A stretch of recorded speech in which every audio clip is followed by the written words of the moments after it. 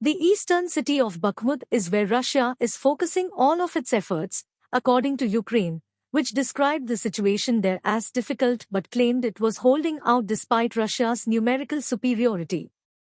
Serhiy Cherevati, a spokesman for Eastern Military Command, claimed that Ukraine was in control of the situation in Bakhmut, new Russian aims, and that Moscow had tactical success in some locations but was incurring heavy costs as a result. Earlier, the UK Ministry of Defence said in its daily intelligence briefing that Russian forces have highly likely advanced into the Bakhmut town centre and has seized the west bank of the Bakhmutka river. Ukraine's key supply route to the west of the town is likely severely threatened. According to the New York Times, the Pentagon is looking into a purported security breach where documents detailing US and NATO preparations to assist Ukraine in getting ready for a spring operation against Russia leaked to social media sites. According to the Times, the documents, which were shared on Twitter and Telegram, contain graphs and information regarding weapon supplies, battalion strengths, and other sensitive data.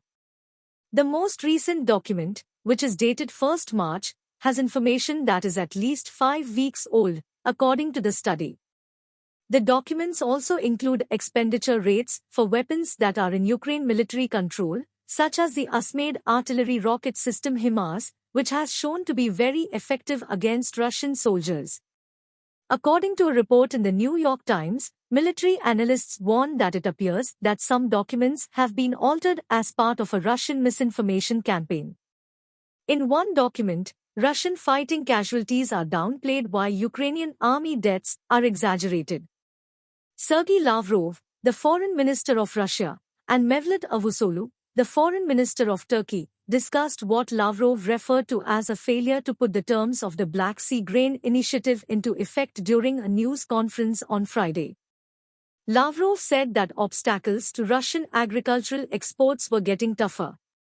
Before the agreement could be extended further, Cavusoglu claimed he agreed with Russia that export restrictions on Russian grain and fertilizer needed to be lifted. Russian security services claim to have detained an agent of the Security Service of Ukraine and his accomplice in the Kherson region, who were collecting data on the deployment and movement of troops, according to the Russian state-owned news agency TASS. On Friday afternoon in Guangzhou, the presidents of China and France will meet informally. They are Xi Jinping and Emmanuel Macron. Sergei Lavrov, the foreign minister of Russia, and Mevlut Cavusoglu, the foreign minister of Turkey, discussed what Lavrov referred to as a failure to carry out the terms of the Black Sea grain deal during a news conference on Friday. Lavrov said that obstacles to Russian agricultural exports were becoming more difficult. Reuters states if the West continued to place barriers in Russia's path, Lavrov declared that Russia would work outside the grain agreement. Lavrov proposed that if Europe had an excess of inexpensive food, it should provide it to poorer nations. He was making reference to the Ukrainian grain surplus, which has been impacting prices in Eastern Europe and caused the departure of Poland's agricultural minister earlier this week. The 9-year battle between Ukraine and Russia and the 30-year standoff between Riyadh and Tehran have the potential to end two of the world's most entrenched disputes, making Beijing this week the new diplomatic capital of the world, replacing New York and the UN. The gravity of the discussions in Beijing and the resurgence of the Donald Trump comedic opera in the US, at the very least, serve as a stark contrast that serves to warn diplomats of the frail foundations of American institutions.